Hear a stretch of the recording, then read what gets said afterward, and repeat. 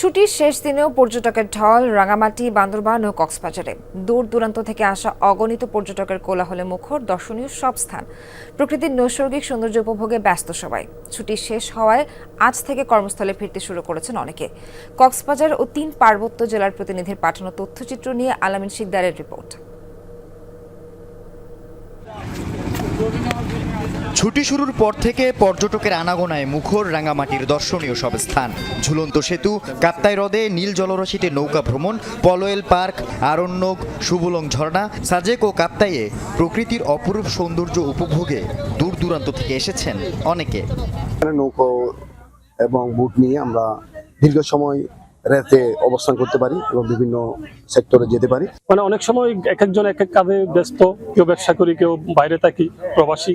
এখন ছুটির দিন সবাই একসাথে হয়েছি। আরণ্য লেক গেলাম, আর্মিরা করছে, খুব সুন্দর হয়েছে জিনিসটা।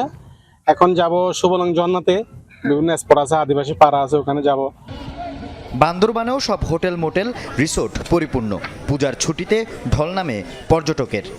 একটানা এই পূজার ছুটিটার জন্য এখন মানে একটা সুযোগ হয়েছে যে আমরা বান্দরবনে ঘুরতে এসেছি এবং এখানকার পাহাড়গুলো অসম্ভব পরিমাণ সুন্দর। এক কথা, আপনি যদি বান্দরবন না দেখেন, আপনি বাংলাদেশের সৌন্দর্য দেখেন। এখানে অনেক পর্যটক মানে কেন্দ্র আছে, এই পার্ক আছে। প্রকৃতির সান্নিধ্যতা অবশ্যই একটা ভালো লাগার জায়গা, এবং এই ছুটিটা পাওয়া, এটা হচ্ছে পরিবারকে সাথে নিয়ে এই আনন্দ ঘন যাত্রা।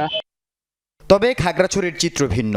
সাম্প্রতিক সহিংসতার ঘটনায় আলুটিলা, হার্টিকালচার পার্ক সহ সব স্পটে পর্যটক সমাগম নেই বললেই চলে। বুকিং বাতিল হয়েছে সব হোটেল মোটেলে।